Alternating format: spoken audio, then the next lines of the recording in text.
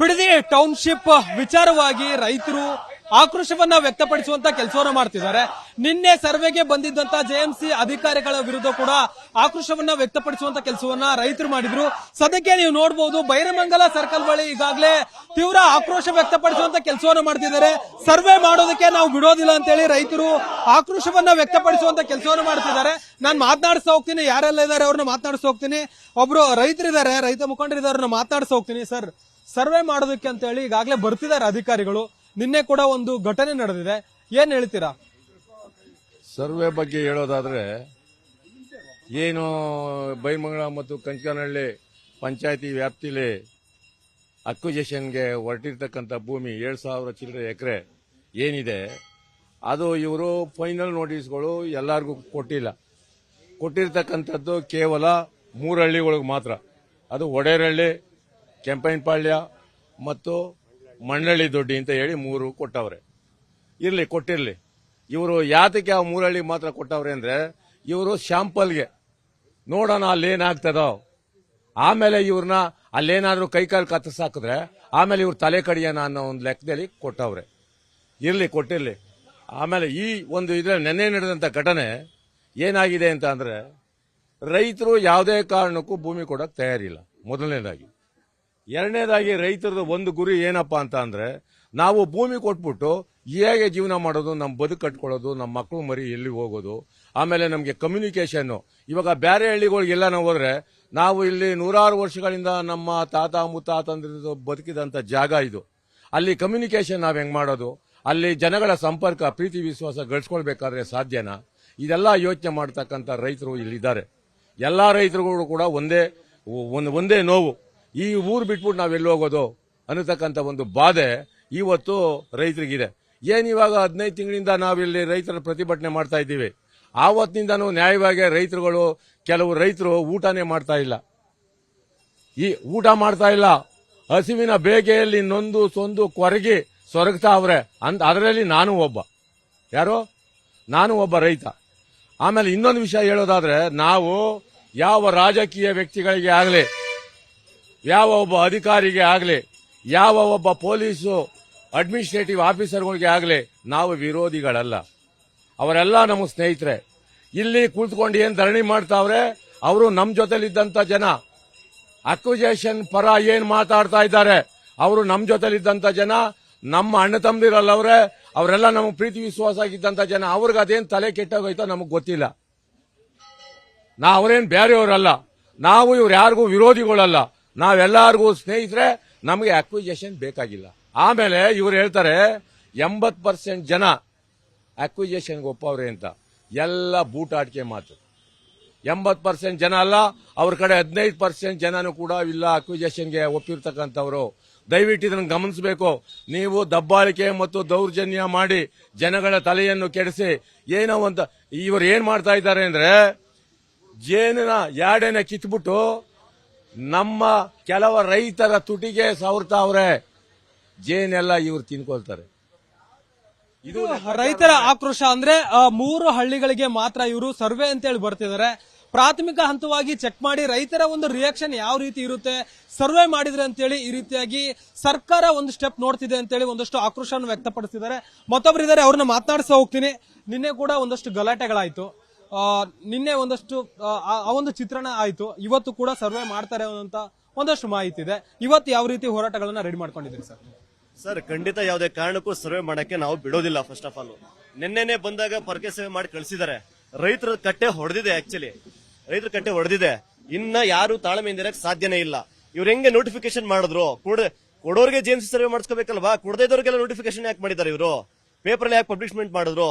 ಬಾಲಕೃಷ್ಣ ಅವ್ರು ಇಲ್ಲಿ ಯಾಕೆ ಬರ್ತಾ ಇಲ್ಲ? ಜಿಲ್ಲಾಧಿಕಾರಿಗಳು, ಮುಖ್ಯವಾಗಿ ಜಿಲ್ಲಾಧಿಕಾರಿಗಳು, ಒಂದು ಜಿಲ್ಲೆಗೆ ಮುಖ್ಯವಾದಂತ ವ್ಯಕ್ತಿ, ಮೊದಲ ವ್ಯಕ್ತಿ, ಆ ವ್ಯಕ್ತಿ ಜಿಲ್ಲಾಧಿಕಾರಿ ಯಾಕೆ ಬರ್ತಾ ಇಲ್ಲ ಇಲ್ಲಿ? ಅದನ್ನ ಪ್ರಶ್ನೆ ಮಾಡಬೇಕಾಗುತ್ತೆ. ಯಾಕೆ ಬರ್ತಾ ಇಲ್ಲ? ಏನ್ ಮಾಫಿಯಾ ಮಾಡ್ಕೊಂಡಿದಾರ ಭೂಮಿನ? ರೈತರ ಭೂಮಿಗಳು ಭೂಮಿನ ಮಾಫಿಯಾ ಮಾಡ್ಕೊಂಡಿದಾರ ಇವರು? 2,000 ಎಕರೆ ಎಲ್ಲೋಯ್ತಾಗಾದ್ರೆ ಗೋಮಾಳದ್ದು ಲೆಕ್ಕನೇ ಸಿಗ್ತಾ ಇಲ್ಲ. ಈಗ 7,000 ಏನೋ ಚಿಲ್ಲರೆ ಎಕರೆ ಇದೆಯಲ್ಲ, 7,418 ಎಕರೆ, 7,000 ಚಿಲ್ಲರೆ ಇದೆಯಲ್ಲ, ಇದನ್ನ ರೈತರನ್ನ ಕಿತ್ಕೊಂಡು ಏನ್ ಮಾಡ್ತಾರೆ? ನಾನು ಅವಾಗ್ಲೇ ಹೇಳ್ದಂಗೆ 1,900 ಜನ 1 ಎಕರೆ ಇದ್ದವ್ರು ಕಂಪ್ಲೀಟ್ ಆದ್ರೆ ಇನ್ ಮಿಕ್ಕ ಜನ ತಗೊಂಡು ಎಲ್ಲಿ ಬಿಡ್ತಾರೆ ಇವರು?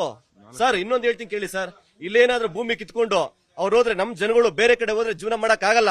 ಯಾಕೆಂದ್ರೆ ನಮ್ಮ ತಾತಂದಿರು ಮುತ್ತಾತಂದಿರು ಪ್ರತಿಯೊಬ್ರು ಇರುವಂತ ಜಾಗ ಇದು, ನಾವು ಹುಟ್ಟಿ ಬೆಳೆದಂತ ಪ್ಲೇಸ್ ಇದು. ಅಲ್ಲಿ ಪರವಾಗಿರೋರು ಕೂಡ ಬಾಮೈಕ್ಳು ಚಿಕ್ಕಪ್ತಿರೇ ಇರೋದಲ್ಲಿ, ಬೇರೆ ಯಾರು ಇಲ್ಲ. ಬಾಮೈಕ್ಳು ಚಿಕ್ಕಪ್ತಿರೇ ಇರೋದಲ್ಲಿ ಪರವಾಗಿರೋದು. ಅರ್ಥ ಆಯ್ತಾ? ಅವ್ರಿಗೆಲ್ಲ ಬೇರೆ ತರ ಇದ್ ಮಾಡ್ಕೊಂಡು ಇಲ್ಲೇ ಬೇರೆ ತರ ಇದ್ ಮಾಡಿದ್ರೆ ಕೆಲಸ ಆಗಲ್ಲ. ಪರವಾಗಿರೋರು ಮಾಡಿಸ್ಕೊಳ್ಳಿ, ಸಮಸ್ಯೆ ಇಲ್ಲ. ಆದ್ರೆ ಕೊಡಲ್ಲ ಅಂತ ಹೇಳಿದಾರಲ್ಲ. ಈಗ ಹೊಸೂರಲ್ಲಿ 70% ಎಲ್ಲ ಒಂದು 30% ಪರವಾಗಿದ್ದಾರೆ ಅಷ್ಟೇ. 70% ನಾವು ಸರ್ವೆ ಮಾಡಿದಾಗೆ, ಅದನ್ನ ರಿಪೋರ್ಟ್ ನಿಮ್ಗೆ ಕೊಡ್ತೀನಿ ನಾನು. ನಾವು ಸರ್ವೆ ಮಾಡಿದಾಗೆ ಯಾರು ಕೂಡ ಭೂಮಿ ಕೊಡಕ್ ರೆಡಿ ಇಲ್ಲ. ಯಾಕೆ ಅಂದ್ರೆ ಕೆಲವ್ರಿಗೆಲ್ಲ ಎದ್ರುಕೊಂಡು ಮನೇಲಿ ಕೂತಿದ್ದಾರೆ. ಕೆಲವ್ರಿಗೆ ಏನಾಗುತ್ತೀರಪ್ಪ ಸುಮ್ನೆ ಇಲ್ಲೆಲ್ಲೋ ಅಕ್ಕಪಕ್ಕದಲ್ಲಿ ನಮ್ಗೆ ಅಣ್ಣ ತಮ್ಮದವ್ರಿಗೆ ಜಗಳ ಆಗುತ್ತೆ, ಭಾವಮೈಕ್ಳು ಜಗಳ ಆಗುತ್ತೆ ಅಂತ ಒಬ್ರೊಬ್ರು ಮುಖ ನೋಡ್ತಾ ಇಲ್ಲ. ಇವತ್ತು ರಾಜಕೀಯ ಪಕ್ಷಗಳು ಕಿತ್ತಾಡ್ತಿಂದ ರೈತ ಯಾವತ್ತೂ ಕೂಡ ಬೀದಿ ಬರಕ್ಕೆ ನಾವು ಬಿಡೋದಿಲ್ಲ. ಆಮೇಲೆ ನಾವು ರೈತನ ಮಗಾಗಿ, ನಾವು ರೈತರಾಗಿ ಯಾವುದೇ ಕಾರಣಕ್ಕೂ ಕೂಡ ನಾವು ಏನೇ ಆದ್ರೂ ಕೂಡ ಸರ್ವೆ ಮಾಡಕ್ಕೆ ಬಿಡೋದಿಲ್ಲ. ಅದೇನೇ ಆಗ್ಲಿ ನೇರವಾಗಿ ಮುಖ್ಯಮಂತ್ರಿಗಳು ಎಚ್ಚರಿಕೆ ಕೊಡ್ತಾ ಇದೀವಿ. ಇದನ್ನ ಜಿಲ್ಲಾಧಿಕಾರಿಗಳಿಗೂ ಅಷ್ಟೇ, MLA ಬಾಲಕೃಷ್ಣ ಅವ್ರಿಗೆ ಎಚ್ಚರಿಕೆ ಕೊಡ್ತಾ ಇದೀವಿ. ಯಾವುದೇ ಕಾರಣಕ್ಕೂ ಸರ್ವೆ ಮಾಡಕ್ ಬಿಡೋದಿಲ್ಲ. ನಮ್ಮ ತಾಯಿನ ಬಿಟ್ಟು ನಾವೆಲ್ಲೂ ಹೋಗೋದಿಲ್ಲ. ಮತ್ತೊಬ್ರು ಇದಾರೆ, ಅವ್ರನ್ನ ಕೂಡ ಮಾತನಾಡಿಸಿ ಹೋಗ್ತೀನಿ. ಸರ್, ಈಗ ಈ ಒಂದು ಸರ್ವೆಯಿಂದ, ಈ ಒಂದು ಟೌನ್ಶಿಪ್ ಇಂದ ಇರುವಂತ ಒಂದು ಸಂಬಂಧಿಕರಲ್ಲೇ ಜಗಳಗಳು ಬರ್ತಿದೆ.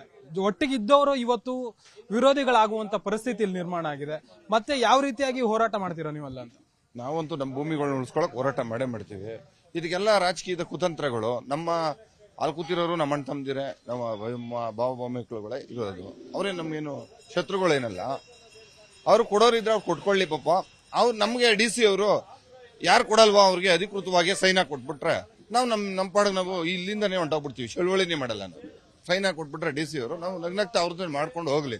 ಆದ್ರೆ ಇದು ಭಾರತ ದೇಶದಲ್ಲಿ ಈ ಹೋರಾಟ ಒಂಥರ ಈ ಸರ್ಕಾರ ಬಂದ್ಮೇಲೆ, ಈ 30 ದಿನ ಬಂದ್ಮೇಲೆ, ಇವ್ರು ಸಿದ್ದರಾಮಯ್ಯ ಅವರು ಇದ್ದಾಗ ಪರವಾಗಿರ್ಲಿಲ್ಲ. ಯಾಕೋ ಇವ್ರು ಸಿದ್ದರಾಮಯ್ಯ ಇವ್ರ ಕೈ ಕೊಟ್ಟಾದ್ಮೇಲೆ ಇವ್ರನ್ನ ಸ್ವಲ್ಪ ಜಾಸ್ತಿ ಇದ್ ಮಾಡ್ತಾ ಇದ್ದಾರೆ. ಇರ್ಲಿ, ನಾವು ಬ್ರಿಟಿಷರ ಮೇಲೆ ಹೋರಾಡಿ ಸ್ವತಂತ್ರ ತಗೊಂಡಂತ ನಮ್ಮ ಭಾರತ ದೇಶ ಈಗ ಬ್ರಿಟಿಷರ್ ತರ ಹೋರಾಡಬೇಕಾಗ್ತದೆ. ಯಾವುದೇ ಕಾರಣಕ್ಕೂ ಒಂದು ಇಂಚು ಭೂಮಿ ಬಿಟ್ಕೊಡಲ್ಲ ಸರ್. ನಾವು ಬಲವಂತದಿಂದ ಕಿತ್ಕೊಬೇಕು ಅಂದ್ರೆ ಹೊಡಿಲಿ ಪೊಲೀಸರು, ಗುಂಡೇಟ್ ಹೊಡಿಲಿ ಎದೆಗೆ, ಅದಕ್ಕೂ ರೆಡಿಯಾಗಿ ಎಲ್ಲ ಸಜ್ಜಾಗಿದ್ದಾರೆ. ನಾವ್ ಯಾವುದೇ ಕಾರಣಕ್ಕೂ ಬುಗ್ಗೋ ಅಂತ ರೆಡಿ. ಮತ್ತೊಬ್ರು ಮಹಿಳಾ ರೈತರು ಕೂಡ ಇದ್ದಾರೆ, ಅವ್ರನ್ನು ಕೂಡ ಮಾತನಾಡಿಸಿ ಹೋಗ್ತೀನಿ. ಮೇಡಮ್, ಈಗಾಗಲೇ ಎಲ್ಲರೂ ಕೂಡ ವಿರೋಧ ವ್ಯಕ್ತಪಡಿಸಿದ್ದಾರೆ. ಮಹಿಳಾ ರೈತರು ಕೂಡ ಇಲ್ಲಿ ಧ್ವನಿ ಎತ್ತಿದ್ದಾರೆ. ಏನ್ ಹೇಳ್ತೀರಾ ಅಂತ? ಏನ್ ಹೇಳ್ತೀವಿ ಅಂತ ಅಂದ್ರೆ, ನಿನ್ನೆ ಅವ್ರು ಬಂದ್ ನಮ್ಗೆ ಹೇಳಲಿಲ್ಲ. ನಾವ್ ಇಲ್ಲಿ ಪ್ರತಿಭಟನೆ ಮಾಡ್ತಾ ಇದೀವಿ. ಕಳ್ಳನಂಗ್ ಬಂದು ಹಿಂದ್ಗಡೆಯಿಂದ ಬಂದು ಮಾಡೋಂತದೇನದೇ? ಬಾಲಕೃಷ್ಣ ಬಂದಿಲ್ಲ, DC ಬರ್ಲಿಲ್ಲ. ಈ ಕಾನೂನ್ ಪ್ರಕಾರ ಏನಿದೆ ಗೊತ್ತಾ? 80% ರೈತರು ಒಪ್ಪಿಲ್ಲ ಅಂದ್ರೆ ಅದಕ್ಕೆ ಏನು ಮಾಡಂಗಿಲ್ಲ. 20% ಅಂತ ಒಪ್ಪಿದಾರಲ್ಲ, ಅವ್ರು ಮಾಡ್ಸ್ಕೊಂತ ಇದಾರೆ. ಇದು ನಾವು ಅವ್ರನ್ನು ಮಾಡ್ಸಕ್ ಬಿಡಲ್ಲ. ಯಾಕೆಂದ್ರೆ ಅವ್ರು ಆರ್ಡರ್ ತಗೊಬಂದಿ ಲೆಟರ್ ಕೊಡ್ಲಿ. ನಮ್ದು ಏನು ಇದ್ ಮಾಡಲ್ಲ ಅಂತ ಲೆಟರ್ ಬಂದ್ರೇನೆ ಅವ್ರು ಮಾಡ್ಕೋಬಹುದು.